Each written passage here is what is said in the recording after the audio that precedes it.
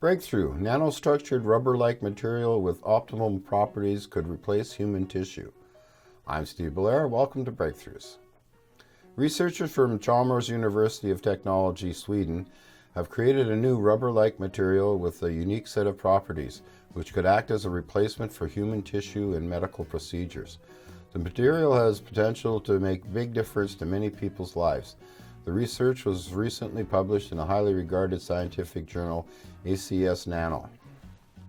In the development of medical technology products, there is a great demand for new naturalistic materials suitable for integration with the body.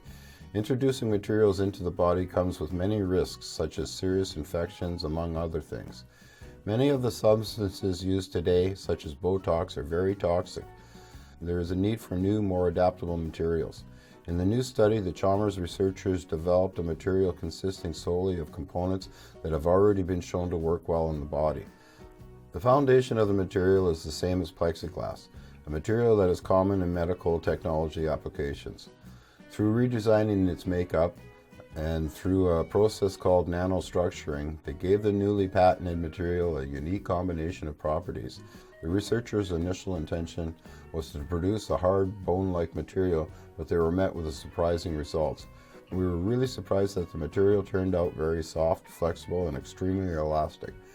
It would not work as a bone replacement material, we concluded, but the new and unexpected properties made our discovery just as exciting, said Anand Kumar Rajaseharan, PhD in material sciences and one of the researchers behind the study.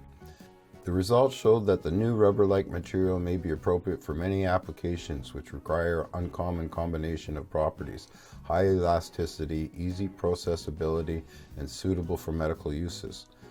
The first application we are looking at now is urinary catheters. The material can be constructed in such a way that prevents bacteria from growing on the surface, meaning it is very well suited for medical uses. The structure of the new nano-rubber material allows its surface to be treated so that it becomes antibacterial in a natural, non-toxic way. This is achieved by sticking antimicrobial peptides, small proteins which are part of our innate immune system, onto its surface. This could help the need for antibiotics, an important contribution to the fight against growing antibiotic resistance. Because the new material can be injected and inserted via keyhole surgery, it can also help reduce need for drastic surgery and operations to rebuild parts of the body.